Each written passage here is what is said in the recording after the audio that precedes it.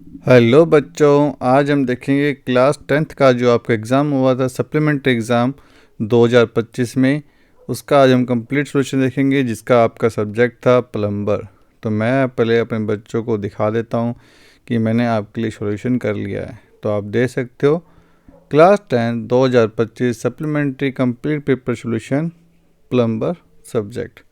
बच्चों, इससे पहले मैंने आपके लास्ट ईयर के जो 5 साल के पेपर जितने भी हुए प्लम्बर के पेपर सभी के मैंने सॉल्यूशन करवाए हुए हैं। आपके अपने चैनल प्लग क्लासेस पे जाना है, आपके यूट्यूब चैनल, और प्लेलिस्ट वाले सेक्शन पे जाके आपको अपने प्लम्बर की वीडियो को सर्च करना है। नहीं तो यहाँ पे कोने पे एक आई बटन होता है, उस पर क्लिक करके आप प्लेलिस्ट देख सकते हो। तो बच्चों स्टार्ट करते हैं पहले प्रश्न के साथ। बच्चों वीडियो अच्छी लगे तो वीडियो को लाइक और चैनल को सब्सक्राइब करना मत भूलना। तो स्टार्ट करते हैं आपके पहले प्रश्न के साथ। पहला प्रश्न क्या कह रहा है, इनमें से कौन सी एक सकारात्मक यानी कि अच्छा चेहरे की अभिव्यक्ति है। अच्छे चेहरे की अभिव्यक्ति है तो ऑप्शन है आपके सामने, ध्यान केंद्रित करते हुए व्यग्र दिखना, आँख से संपर्क बनाए रखना, लगातार मुस्कुराते रहना, अपनी आंखें घुमाना। तो बच्चों सकारात्मक तो अच्छी चेहरे की अभिव्यक्ति होती है कि आप आंखों से संपर्क बनाए रखें, जिसे हम मेंटेन आई कांटेक्ट भी कहते हैं।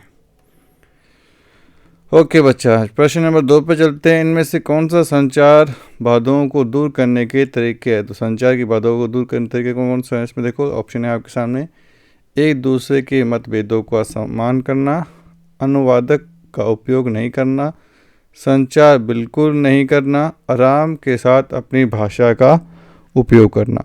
तो बच्चों इसका आंसर होगा एक दूसरे की जो मतभेद हैं उनका सम्मान करो। अब चलते हैं प्रश्न नंबर 3 पे। दूसरों को नुकसान किए बिना आप क्या काम या पढ़ाई पूरी करते हैं। आत्मविश्वास, संचार, स्वप्रेरणा या स्व सम्मान। तो इसका आंसर बच्चों होगा आपके स्वप्रेरणा। ओके मेरे बच्चा, अगला है प्रश्न नंबर 4। कुछ कॉपी करने के लिए आप किन कीबोर्ड शॉर्टकट कीज़ का उपयोग करते हैं। तो बच्चों कॉपी से आपका सी से स्टार्ट होता है, तो आप देख सकते हो कॉपी सी से स्टार्ट हो रहा है। तो बस कुछ नहीं करना, कंट्रोल के साथ आपको सी को प्रेस कर देना है। तो आपका जो भी आपने सेलेक्ट किया वो टेक्स्ट क्या हो जाएगा, कॉपी हो जाएगा, या कोई फाइल भी कॉपी हो जाएगी। तो आंसर हुआ इसका ब। प्रश्न नंबर 5 पे चलते हैं। क्या होता है जब आप किसी डिवाइस को 100% चार्ज होने के बाद प्लग में छोड़ देते हैं। ऑप्शन है ये टूट सकता है, ये कार्य करना बंद कर सकता है, ये ओवरहीट कर सकता है, ये डेटा को दूषित कर सकता है। तो बच्चों 100% चार्ज हो चुका है, तो अब ये क्या होगा, ओवरहीट। तो आंसर होगा आपके ओवरहीट। प्रश्न नंबर 6 क्या कह रहा है बच्चों, एक मजबूत पासवर्ड में क्या होना चाहिए। केवल अक्षर, संख्याएं या विशेष कैरेक्टर, किसी व्यक्ति का नाम, अक्षर, संख्या और विशेष कैरेक्टर। तो बच्चों एक मजबूत पासवर्ड में आप क्या रखते हो, एक अक्षर रखते हो, संख्या रखते हो, विशेष कैरेक्टर में जैसे कोई आपके @ सिंबल, डॉलर का साइन, तो ये सिंबल्स कहलाते हैं विशेष कैरेक्टर्स। चलते हैं अगले 7 नंबर प्रश्न पे। जब उद्यमी अपना व्यवसाय चलाते हैं तो वे क्या करते हैं। ग्राहक की आवश्यकताओं की पूर्ति करना, स्थानीय सामग्री का उपयोग करना, कम लागत में उत्पाद बनाने के रचनात्मक विचार करना, उपरोक्त समय।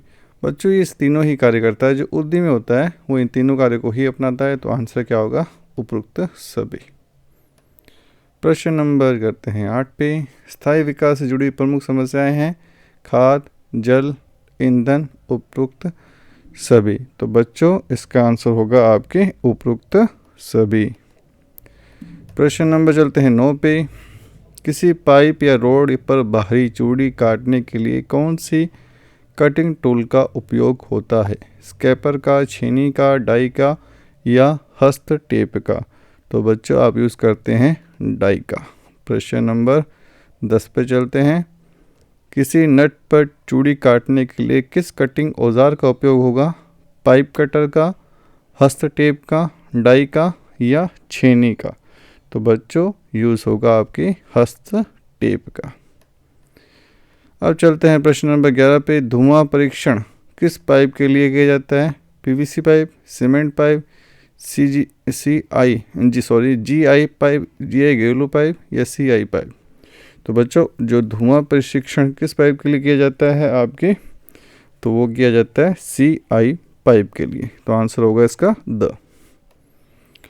प्रश्न नंबर 12 क्या है, देखो WC और यूनालिसिस से मल को बाहर निकालने हेतु पानी के भंडारण और बहाव के लिए क्या फिट किया जाता है?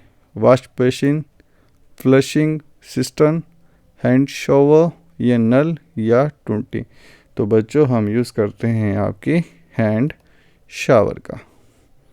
चलते हैं अगला प्रश्न नंबर 13। मोटार का उपयोग निम्न में से किस कार्य हेतु किया जाता है?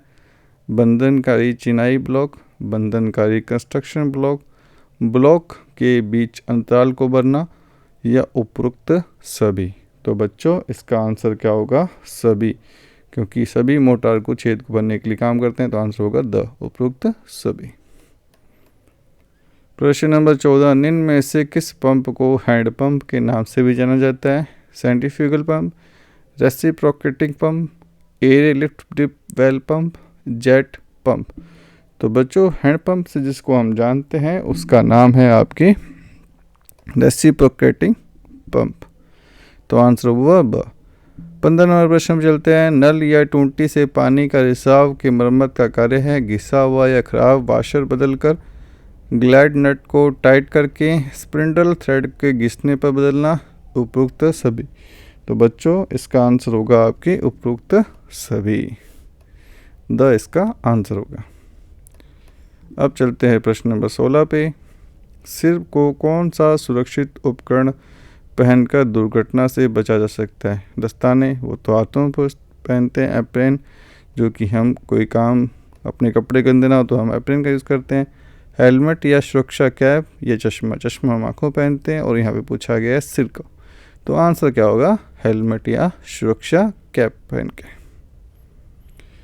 अब आते हैं फिलिंग द ब्लैंक्स पे, जो कि है आपका 70 नंबर प्रश्न। जब लोग एक दूसरे के रीति रिवाजों को समझने में असमर्थ होते हैं तब डैश डैश उत्पन्न होती है। तो हमारे कौन सी बाधा आएगी रीति रिवाजों के लिए? आपने पढ़ा होगा संचार कौशल का चैप्टर, तो ये होगी यहाँ पे सांस्कृतिक बाधा। प्रश्न नंबर 18 पर चलते हैं। कंप्यूटर को बंद करने के लिए डैश डैश पर क्लिक करेंगे। तो कंप्यूटर को जब हम बंद करेंगे तो हम क्लिक करेंगे शट डाउन बटन पे। तो आंसर होगा शट डाउन। प्रश्न नंबर 19। उद्यमशीलता एक प्रकार का डैश डैश है। तो वो एक प्रकार का स्वरोजगार है। तो आंसर क्या होगा? स्वरोजगार। प्रश्न नंबर 20। सस्ती और स्वच्छ ऊर्जा में आजकल डैश डैश प्लांट घरों और खेती के लिए लगवाए जा रहे हैं। तो ऊर्जा के कौन से प्लांट लगवाए जा रहे हैं? आपके सोलर प्लांट, जो घरों में आपने देखे होंगे छत के ऊपर। प्रश्न नंबर 21। बाथरूम में गर्म पानी प्राप्त करने के लिए डैश डैश फिट किया जाता है। क्या फिट किया जाता है? आपके गीज़र फिट किया जाता है। तो आंसर होगा गीज़र। प्रश्न नंबर 22। घरों में पानी की मीटरिंग खपत को मापने के लिए डैश डैश लगा होता है। क्या लगा होता है? आपके वाटर मीटर। तो पानी को जो नापता है मीटरिंग, तो आंसर आएगा वाटर मीटर लगा होता है। प्रश्न नंबर 23 पर चलते हैं मेरे बच्चा। पानी के टैंक में, टॉयलेट टैंक में सिस्टम में पानी का स्तर को रोकने के लिए डैश डैश लगाया जाता है। तो वो लगाया जाता है आपकी बॉल वाल्व। क्या आंसर है? Ball valve. ठीक है मेरे बच्चा। अगला चलते हैं प्रश्न नंबर आपके 24 पे। कार्यस्थल पर अचानक लगी आग को बुझाने के लिए डैश डैश यंत्रों का उपयोग जाता है। तो आप सभी को पता है आग बुझाने के लिए हम अग्निशामक यंत्र का उपयोग करते हैं। प्रश्न नंबर 25 पर चलते हैं मेरे बच्चा। घर में टॉयलेट में फिट होने वाले कोई 3 प्लम्बिंग सामग्री उपकरणों के नाम लिखें। तो अब चलेंगे हम आपकी आंसर बुकलेट की तरफ। तो देखो, घर में टॉयलेट में फिट होने वाले कोई 3 प्लम्बिंग सामग्री उपकरणों के नाम लिखिए। तो पहला आता है आपकी वाटर क्लोजेट, ठीक है। अगला है वॉश बेसिन, फिर है फ्लशिंग सिस्टम या बिबकॉक, ठीक है मेरे बच्चा। तो घर में टॉयलेट में फिट करने वाली ये 3 प्लम्बिंग सामग्री या उपकरण हैं। प्रश्न नंबर चलते हैं अब 26 पे आपकी आंसर क्वेश्चन बुकलेट से। स्वचालित फ्लश, ऑटोमेटिक फ्लश के उपयोग समझाइए। तो देखो, स्वचालित फ्लश एक सेंसर आधारित प्रणाली है। इसका उपयोग मुख्य रूप से यूरिनल और आधुनिक शौचालय में किया जाता है। जैसे कि उपयोगकर्ता वहाँ से हटता है तो सेंसर इसे डिटेक्ट करता है और पानी अपने आप फ्लश हो जाता है, जिससे स्वच्छता बनी रहती है और पानी की बर्बादी कम होती है। आप सभी इससे परिचित होंगे। प्रश्न नंबर चलते हैं 27 पे अब। पानी के पंप के क्या कार्य हैं? तो देखो, पानी के पंप के क्या कार्य हैं। पानी के पंप का मुख्य कार्य पानी या तरल पदार्थ को एक स्थान से दूसरे स्थान पर ले जाना। इसका उपयोग पानी में निम्न स्तर यानी कि लो लेवल और उच्च स्तर यानी कि हाई लेवल पर चढ़ाने या पानी के दबाव यानी कि प्रेशर को बढ़ाने के लिए किया जाता है। पानी के पंप का उपयोग। अब चलते हैं प्रश्न नंबर आपके 28 पे। प्रश्न नंबर 28 क्या कह रहा है मेरा बच्चा? स्टॉप वाल्व जिसे कहते हैं कि कोई 3 दोष और उसके निवारण मरम्मत के तरीके को समझाइए। तो देखो, स्टॉप कॉक दोष, पहले हम देखेंगे दोष, इसके कोई 3 दोष और उसके निवारण मरम्मत के तरीके। देखो 3 दोष देखेंगे। पहला दोष है ग्लैंड नट से लीकेज, और निवारण क्या होगा? ग्लैंड नट को कसें और टाइट रखें, तागा बदलें। फिर आपका दूसरा दोष आता है वाशर घिस जाना। तो इसका निपटाना कैसे, निवारण कैसे करेंगे? पुराना वाशर निकाल कर नया वाशर लगाएं। फिर है दोष कौन सा होगा? स्पिंडल की चूड़ियाँ खराब होना। तो निवारण है पूरा स्पिंडल बदल दें। अब चलते हैं आपके प्रश्न नंबर 29 पे। क्या कह रहा है? स्केप फोल्डिंग किसे कहते हैं? स्कार फोल्डिंग किसे कहते हैं? देखो, जब भवन निर्माण या मरम्मत का कार्य ऊंचाई पर करना होता है तो मजदूरों को खड़े होने और सामग्री रखने के लिए बांस, बल्ली या लोहे की पाइपों से जो भी अस्थायी ढांचा या मचान बनाया जाता है उसे स्केप फोल्डिंग कहते हैं। जो बड़ा ही इंपॉर्टेंट प्रश्न है, आपकी 1.5-2 नंबर का बन सकता है, 1.5 नंबर का। तो ये बड़ा इंपॉर्टेंट प्रश्न को आप जरूर लिखें। प्रश्न नंबर 30 पे चलते हैं मेरे बच्चों। प्लम्बर के कार्य में किन किन खतरों का सामना करना पड़ता है? कोई 3 कारण बताएं। तो देखो, प्लम्बर के कार्य में क्या क्या खतरे हो सकते हैं। पहला है आपके शारीरिक चोट, दूसरा है कटने व जलने का डर, फिर है स्वास्थ्य जोखिम। तो शारीरिक चोट कैसे लगी? भारी पाइप या उपकरण उठाने से मांसपेशियों में खिंचाव या चोट आ जाती है। फिर कटने व जलने का डर, पाइप काटने वाले औजार से कटने व सोल्डरिंग करते समय जलने का खतरा हो सकता है। फिर स्वास्थ्य जोखिम क्या हो सकता है? सीवर गैसों, धूल व रसायनों केमिकल के संपर्क से आने से सांस की समस्या हो सकती है। अब चलते हैं प्रश्न नंबर आपके 31 पे सॉरी। पाइपलाइन और प्लम्बिंग सिस्टम को नुकसान पहुंचाने के लिए 3 कारण बताएं। तो देखो, पहला है जंग, दूसरा है उच्च दबाव, फिर है वोल्टेज। तो जंग देखते हैं। धातु के पाइपों में पानी और हवा के संपर्क में जंग लगना। उच्च दबाव यानी कि हाई प्रेशर, पानी का दबाव पाइप की क्षमता से अधिक होना पाइप का फटना कहलाता है। ब्लॉकेज, पाइप में कचरा या मलबा जमा होने से पानी का रुकना और पाइप को नुकसान होना। तो ये है आपके पाइपलाइन प्लम्बिंग सिस्टम के नुकसान पहुंचने के 3 कारण। प्रश्न नंबर 32 रीड करते हैं आपकी क्वेश्चन बुकलेट से। प्लम्बिंग कार्य में कार्मिक द्वारा अपनाए जाने वाले सुरक्षा उपकरण सामग्री के नाम लिखे हो। तो कौन कौन सी सुरक्षा का उपकरण आप पाते हो?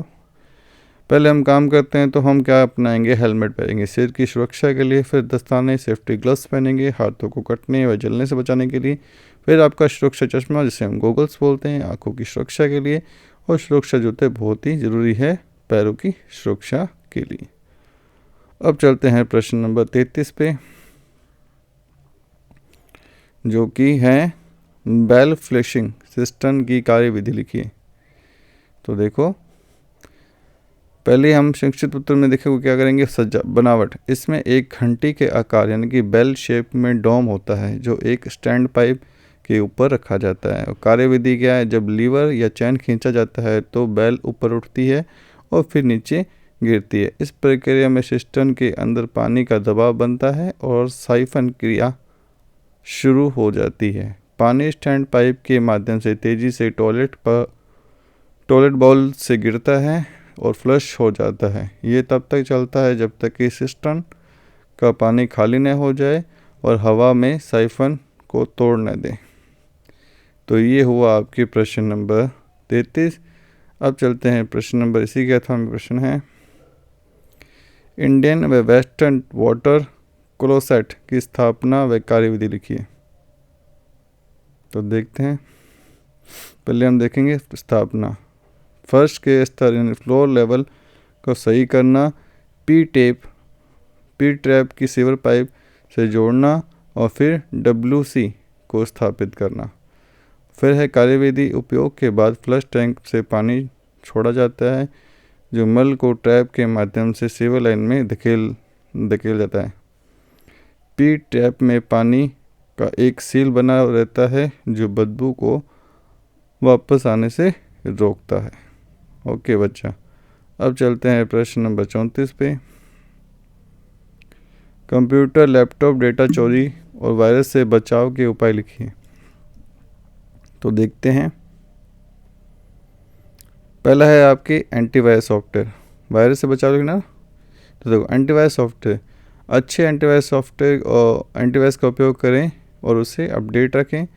और पासवर्ड से हम सुरक्षा करना चाहते हैं तो मजबूत पासवर्ड रखें। सिस्टम में फाइलों को जटिल पासवर्ड रखें, A से Z तक, फिर 0 से 9 या इनसे विशेष कैरेक्टर, जैसे पहले आता है अक्षर, फिर कोई आपका नंबर, फिर आपके स्पेशल कैरेक्टर लगाएं। फायरवॉल क्या करता है, नेटवर्क सुरक्षा के लिए फायरवॉल ऑन रखें और बैकअप के लिए महत्वपूर्ण डेटा को नियमित बैकअप पेन ड्राइव या क्लाउड पे स्टोर रखें। सतर्कता, अज्ञात ईमेल या लिंक पे क्लिक न करें। तो चलते हैं प्रश्न नंबर 35 पे।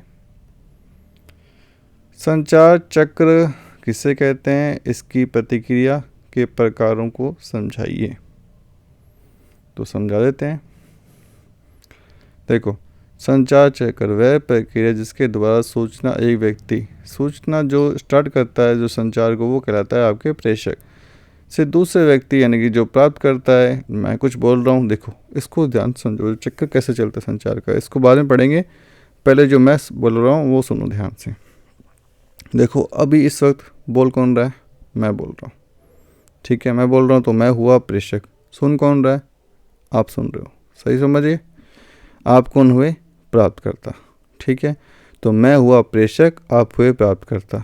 मैं कुछ बोलूँगा तो वो एक मैसेज होगा, तो प्राप्तकर्ता क्या भेजेगा, मैसेज भेजेगा। तो मैं आपको कुछ बोल के बता रहा हूँ तो मैं मैसेज भेज रहा हूँ, आपको कुछ ना कुछ बोल रहा हूँ तो मैसेज तो आई। और किसका माध्यम यूज़ कर रहा हूँ, तो मैं बोलने का माध्यम यूज़ कर रहा हूँ, मौखिक संचार का यूज़ कर रहा हूँ, तो वो हुआ आपके माध्यम या चैनल। अब ये आपको संदेश आपको प्राप्त हो गया, यानी कि आप वो प्राप्त करता। अब मुझे कैसे पता गया कि आपको मैसेज समझ आया या नहीं आया, तो आप क्या भेजोगे, मुझे प्रतिक्रिया भेजोगे। जैसे मैं पूछूंगा हाँ समझ आया, जैसे आप में से कोई बोला होगा हाँ या ना, तो वैसे ही तो मुझे आपकी प्रतिक्रिया से पता चला कि आपको मैसेज समझ आया या नहीं आया। ये हुआ संचार का चक्र। ओके मेरे बच्चा, अब आता है प्रतिक्रिया, जो कि कौन देता है, आप दोगे। जैसे मैंने समझ आया, कोई हाँ बोलेगा, कोई ना बोलेगा और कोई चुप बैठा रहेगा। 3 तरह की प्रतिक्रिया होती है, वही यहाँ पे 3 तरह की प्रतिक्रिया यहाँ पे दी गई है। पहली आती है सकारात्मक प्रतिक्रिया। अगर आप बच्चों में से किसी ने हाँ बोला है तो वो मेरे लिए क्या हुई, सकारात्मक प्रतिक्रिया। और किसी ने ना बोला है, ना कर नहीं समझ आया, तो वो हुई नकारात्मक प्रतिक्रिया। और किसी को फ़र्क नहीं पड़ता, क्या फ़र्क पड़ता है हमको कौन देख रहा है, तो वो ये आपके कोई प्रतिक्रिया नहीं। समझ आएगी बात बच्चा। तो यही है, आप पढ़ लो, इसको पढ़ लेते हैं। संचार चक्र वह प्रक्रिया है जिसके द्वारा सूचना व्यक्ति एक दूसरे प्राप्तकर्ता तक पहुंचती है। मुख्य चरण है इसके प्रेषक, फिर संदेश, फिर आता है आपको, जैसे संदेश में इसने क्या बोला, राइट एरो, तो मैसेज में क्या गया, राइट एरो, माध्यम से गया राइट एरो, फिर आप प्राप्तकर्ता रिसीवर होगा, प्राप्तकर्ता को मिला, और प्राप्त करना रिसीवर हाँ बोला फीडबैक के रूप में। और फीडबैक 3 प्रकार के होते हैं। पहले होते सकारात्मक, ये जब संदेश सही समझा गया है तो सहमति होती हाँ, और नकारात्मक जब सहमति नहीं होती, पसंद नहीं है तो ना, और कोई प्रतिक्रिया नहीं, जब प्राप्तकर्ता को जवाब नहीं देता तो कोई प्रतिक्रिया नहीं। तो बच्चों जो एग्जाम्पल मैंने दिया ना उसको वापस आप रिपीट करके वापस सुनना, ठीक है, आपको अच्छे से समझ आ जाएगा। चलते हैं आज की लास्ट प्रश्न पे। प्रभावी संचार क्या है? प्रभावी संचार की कौन कौन सी बाधाएं हैं समझाइए। तो लिख देते हैं, देखो, प्रभावी संचार जब प्रेषक द्वारा भेजा गया संदेश उसी अर्थ में प्राप्तकर्ता द्वारा समझा जाए तो उसे प्रभावी संचार कहते हैं। फिर है आपकी बाधाएं। भाषाई बाधा, पहली बाधा कौन सी है? भाषाई बाधा। ध्यान से समझो बच्चों, अपने आप को लिखने की जरूरत ही नहीं पड़ेगी। तो देखो भाषाई बाधा जैसे होती है, जैसे आप सब क्या बोलते हो? इंग्लिश बोलते हो कोई नहीं बोलते तो कोई बात नहीं, मान लेते हैं आप इंग्लिश बोलते हो और मैं जानता हूँ हिंदी, तो अपने एक दूसरे से बात कर पाएंगे? नहीं कर पाएंगे। संचार कर पाएंगे? नहीं कर पाएंगे। मैं बोल रहा हूँ समझ पाएंगे कोई? नहीं समझ पाओगे। तो ये बाधा हुई आपकी भाषाई बाधा, जो हमारे संचार में क्या रुकावट पैदा कर रही है। ओके मेरे बच्चा। अगला है भौतिक भाषा। अब वीडियो देख रहे हो आप, ठीक है, और तो बाहर से शोर आ रहा है, तो कुछ शब्द आपको मेरे सुनाई दे रहे हैं, कुछ नहीं सुनाई दे रहे। तो ये बाधा कौन सी हुई? आपकी भौतिक बाधा, जिसमें शोर शामिल है। ठीक है मेरे बच्चा। अगला हुआ है सांस्कृतिक बाधा।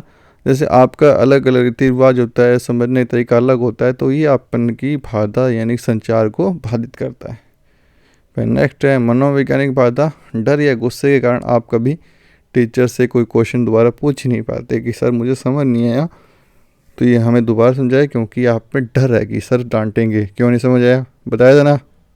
तो ऐसे ही तो बच्चों ये आपको आगे बढ़ने से, संचार पैदा करने से रोकती है। तो इन बाधाओं को हमको दूर करना है और आगे की तरफ बढ़ना है। ठीक है मेरे बच्चा। जो भी मेरे स्टूडेंट है ना बच्चों, आपको पीछे जाना ही नहीं है, आगे की तरफ ही बढ़ना है। ठीक है मेरे बच्चा। अगर आपको वीडियो अच्छी लगे तो वीडियो को लाइक और चैनल को सब्सक्राइब करना मत भूलना, और ज़्यादा से ज़्यादा अपने मित्रों, अपने फ्रेंड के साथ शेयर करना। तब तक के लिए बाय, धन्यवाद।